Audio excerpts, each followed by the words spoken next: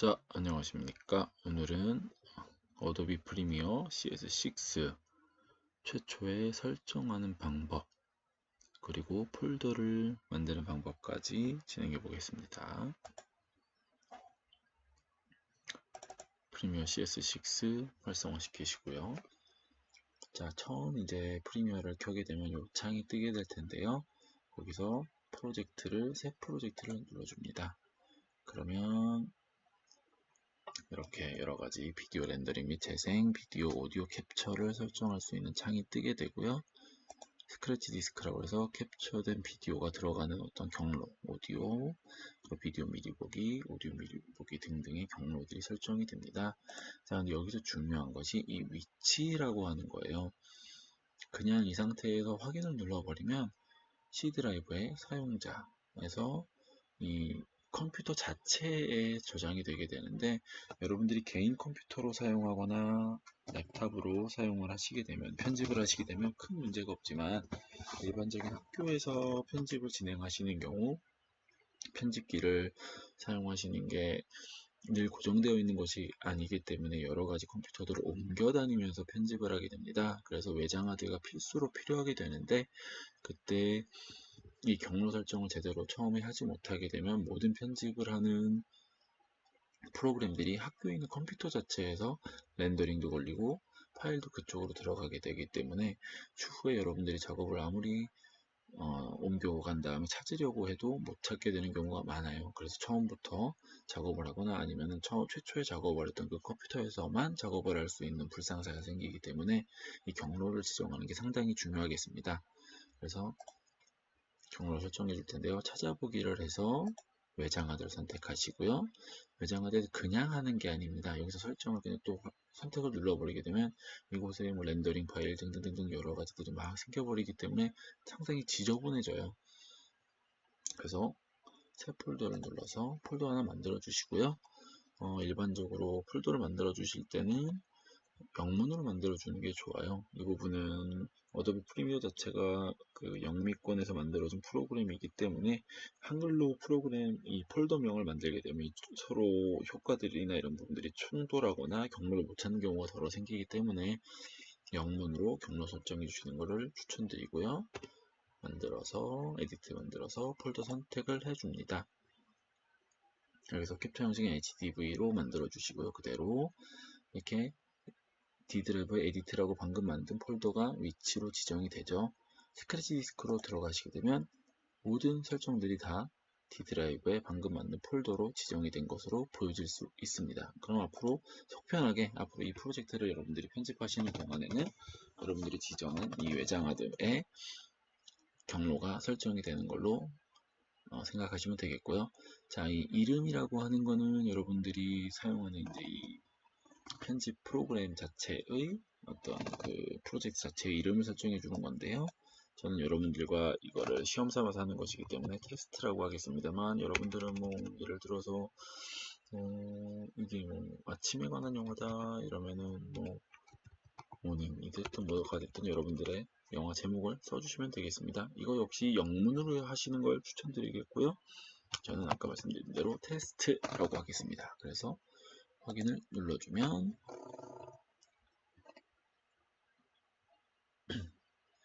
이렇게 시퀀스 설정하는 창이 떠요. 처음 보시는 분들은 상당히 난감해 하실 거예요. 처음 보는 용어들이 상당히 많고 도대체 무슨 설정을 어떻게 들어가야 될지도 매우 난감하게 만드는 것이 있는데요. 자, 이제부터 말씀드리는 거를 그대로 따라오시면 되겠습니다.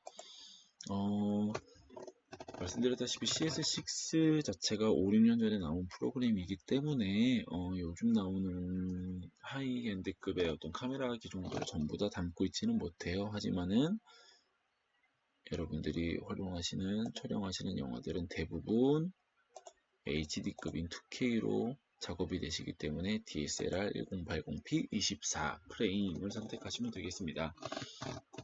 이게 무슨 말이냐? 요즘 대부분의 영국영화과에서는 DSLR로 영화를 찍는 게 일반화되고 있거든요.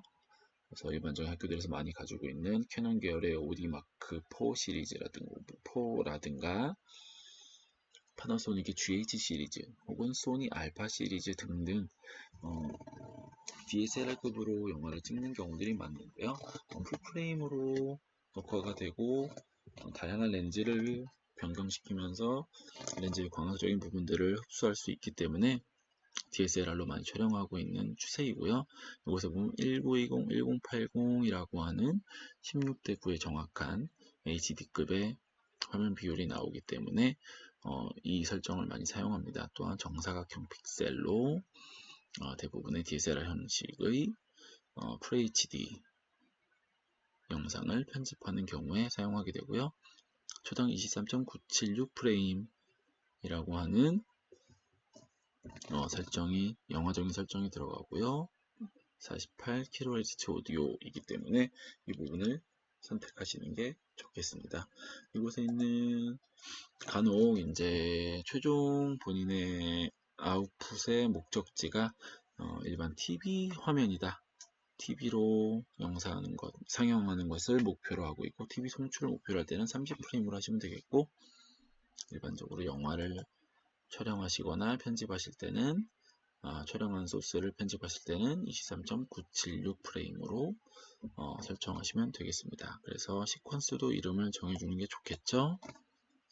역시 저는 테스트라고 이름을 정하겠습니다. 그래서 확인을 눌러주면요. 자, 이제 이렇게 여러가지 낯선 창들이 등장을 하게 됩니다. 여기서 가장 먼저 확인을 할 것은요. 상단에 있는 창 화면으로 가서 작업 영역을 눌러줘요. 그러면 이 편집, 오디오, 색상 조정 등등의 여러가지가 나오는데 일반적인 가장 기본적인 편집을 하실 땐 편집을 눌러주시면 가장 최초 설정이 이렇게 되겠습니다. 자, 그래서 다른 것 다 상관없고요. 알아두실 거는 이렇게 창들을 클릭할 때마다 노란색 실선들이 바탕에 생기는 것을 확인할 수가 있는데요. 무엇이 됐건 이 활성화 시켜 가지고 편집을 하는데 효과들을 주거나 편집을 하겠다라고 할 때는 이렇게 각각 보이는 창들을 선택해서 활성화시키고 그 이후에 무언가를 찾아가지고 효과를 걸거나 하는 것을 알고 계시면 되겠고요. 간단하게 말씀드리자면은 이 하단에 있는 이 프로젝트 창은 여러분들이 추후에 가지고 오시는 영상들 소스들이 이곳에 들어오게 되겠고요. 파일을 가져올 때도 이렇게 선택이 가능하겠고 영상의 정보 그리고 오디오, 비디오, 효과 등등 그리고 작업 내역까지 이곳에 종합적인 어떤 정보와 소스들이 들어가는 창이 되겠습니다. 왼쪽 상단은 여러분들이 이 하단에 있는 창에서 가지고 온 영상들을 더블 클릭하게 됐을 때 이 왼쪽 상단에 오게 되겠고요. 오른쪽 하단은 여러분들이 추후에 왼쪽으로 가지고 온 혹은 이쪽으로 가지고 온 영상들을 끌어서 내려놓게 되면 이곳에서 편집을 실질적으로 하게 되는 편집 시퀀스 창이 되겠고요. 오른쪽 상단은 이 하단에서 편집을 하고 있는 영상들이 그대로 보여지는 창이 되겠습니다. 자, 이제부터가 중요한데 이렇게 되고 나서 여러분들이 영상을 가지고 올 때는 파일을 눌러서 가져오기를 누르거나 혹은 오른쪽 마우스를 클릭하고 새 저장소 혹은 가져오기를 누르면 이렇게 영상이나 소스들을 가지고 올 수 있는 창이 생겨요. 그래서 더블 클릭하면 이쪽으로 생기게 되는데 자, 생각을 해봅시다. 그냥 무한대로 이 창에다가 가져오기만 하면은 여러분들이 일반적으로 영화를 찍으시거나 할 때 15분 내외의 단편 영화를 찍으시게 되면 100컷 혹은 200컷, 300컷까지도 넘는 어떤 많은 컷들이 생기게 되는데 여기다 전부 다 집어넣을 것이냐 그러면 일일이 영상들을 찾는데 상당히 큰 애로사항이 있게 되겠죠. 그래서 어떻게 하는 것이 좋으냐. 자, 가지고 온 영상 지웠고요. 오른쪽 마우스를 클릭하셔서 새 저장소를 눌러줍니다. 그러면 폴더가 생겨요. 여기에 여러분들이 가지고 오실 비디오를 만들어주면 이곳에 더블 클릭을 하면 이렇게 새로운 창이 생성되겠죠. 여기서 역시 노란색 실선이 외부에 차게 되고요. 오른쪽 마우스 클릭하시고 이때 가져오기를 하셔서 아까 가지고 왔던 혹은 가지고 올 영상을 더블 클릭하시면 이렇게 들어오게 되겠죠. 자, 편집을 하실 때 영상만 가지고 오느냐, 여러분들이 일반적으로 음악도 가지고 오게 되고요, 사진도 가지고 오게 되시고, 혹은 나중에 자막을 넣으시기 위해 텍스트를 만들기도 해요.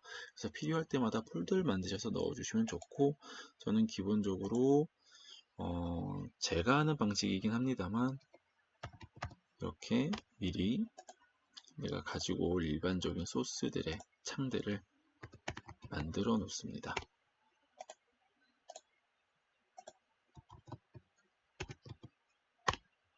가장 기본적으로 사용되는 이 4개 정도가 되겠고요. 간혹 여러분들이 인터넷상에서 템플레이트, 그러니까 효과들을 돈을 주고 구매를 한다거나 하시게 되면은 또 별도로 이펙트 창 같은 걸 만들어서 가지고 오는 것도 방법이 되겠죠. 자, 근데 어쨌든 저는 기본적으로 이 4개의 창을 만들어 놓고 작업을 하시는 걸 추천드리겠고요.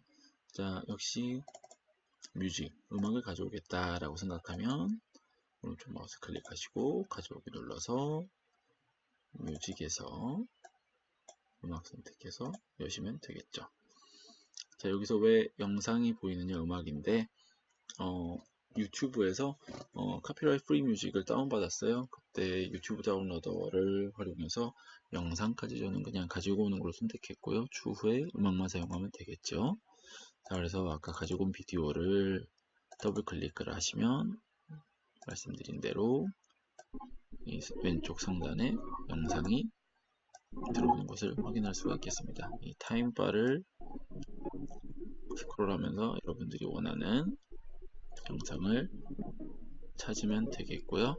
자, 저는 이 영상 그 자체를 이 오른쪽 하단에 한번 가지고 와 보겠습니다.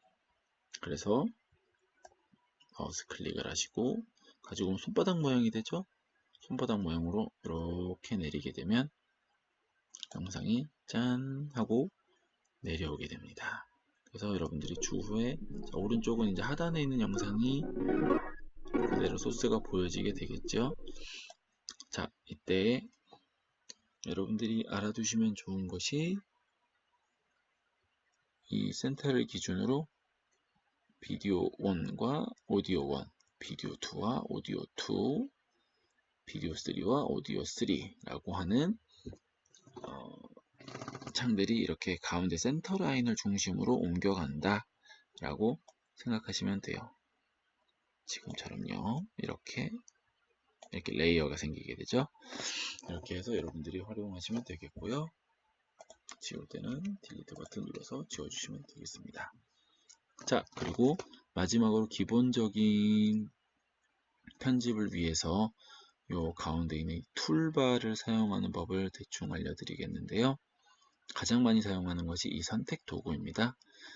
단축키로는 V인데요. V를 눌러서 선택을 하게 되면은 그래서 위치를 임의대로 바꿔주거나 하는 것이 가능하게 되겠고요. 또 가장 많이 사용하는 것이 자르기 도구, 커팅 도구입니다. 여러분들이 이제 영상을 확인하실 때는 이렇게 타임라인에 있는 것을 옮겨가지고 여러분들이 원하는 포인트에 삭제하는 것을 선택하시면 되겠고, 자, 예를 들어 저는 이 인물이 축구공을 차는 순간을 한번 잘라 볼게요. 지금 왼쪽 방향키를 누르고 있고요. 그러면 이렇게 프레임 단위로 움직일 수가 있습니다. 그래서 자르고자 하는 곳에 있는 영상에 멈춰주고요. 자, 이 C 커팅 도구를 가지고 내가 해놓은 이 가이드라인 창에다가 대고 왼쪽 마우스를 클릭하면 이렇게 커팅이 된 걸 확인할 수가 있죠. 이렇게 해서 여러분들이 커팅을 하시고 또 이 귀여운 고양이를 한번 있는 곳에서 잘라보겠다 라고 생각하시면, 자, 근데 이 밑에 있는 소스가 좀 더 넓었으면 좋겠어요. 그러면 이 하단에 있는 이 창에 오른쪽 끝을 가져가셔서 왼쪽 마우스 클릭하고 왼쪽으로 옮기면은 소스 자체의 창이 길어지게 되는 걸 확인할 수가 있죠. 그러면 편집 포인트를 좀 더 세밀하게 체크하고 확인할 수 있다는 장점이 있습니다. 그래서 C 단축키 누르고 다시 한번 커팅을 눌러주게 되겠고요. 다시 V 눌러서 역시 좌우로 왔다 갔다 하면서 위치를 변경할 수 있겠습니다. 그리고 여러분들이 편집을 다 했다 라고 판단이 되셨을 때는 이제 파일을 익스포트하는 방법을 좀 알고 계셔야 될 텐데요. 자, 오른쪽 눌려서 이렇게 좁혀서 만들어 주겠고요. 여러분들이 그걸 하셔야 됩니다.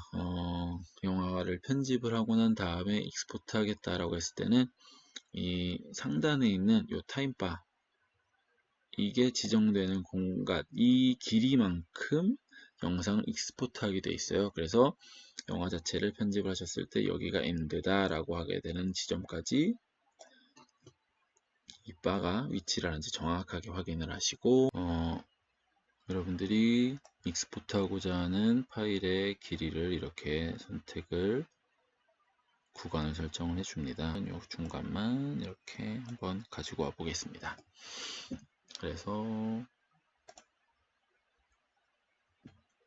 영화를 이제 뽑는 거를 한번 선택하겠는데요. 내보내기를 선택해서 미디어가 나오게 됩니다.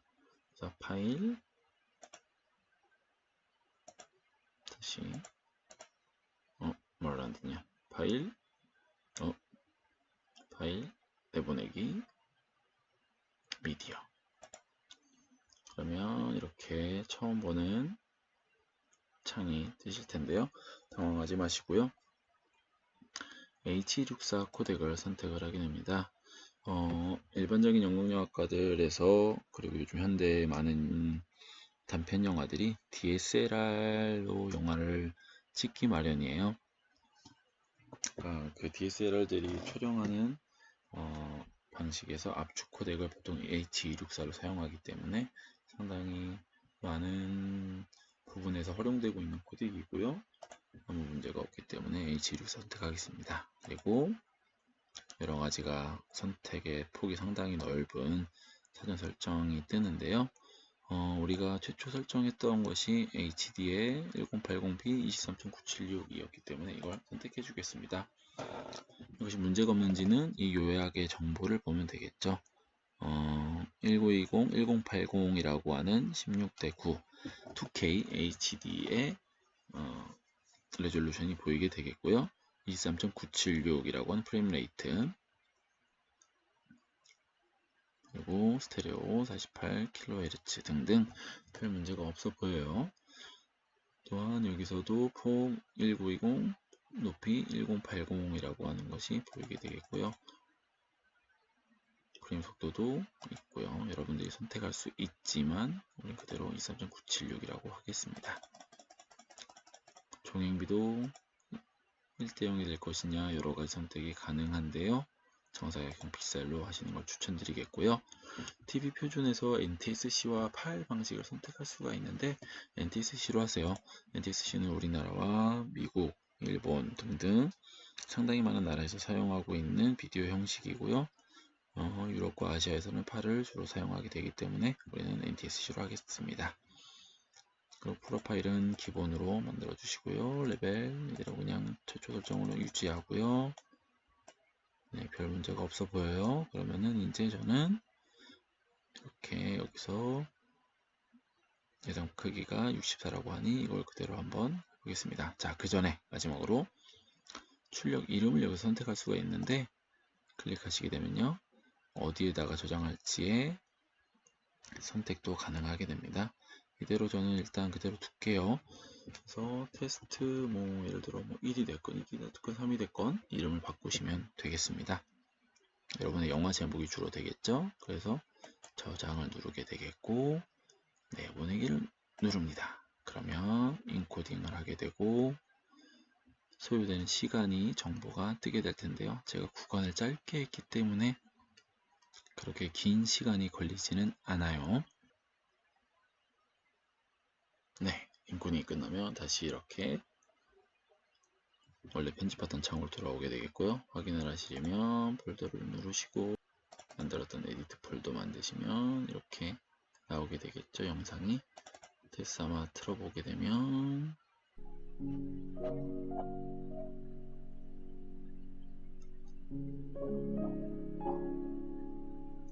네, 큰 문제 없이 뽑힌 걸 볼 수가 있게 되겠죠.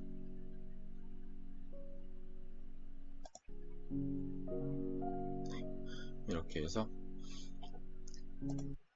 기본적으로 편집을 위해서 셋업을 하는 방법, 폴더 만드는 방법, 그리고 기본적인 프로젝트 창에서 편집 시퀀스 창에서 편집을 하는 방식, 그리고 영상을 최종적으로 익스포트하는 과정에 대해서까지 모두 다루어 보았습니다. 감사합니다.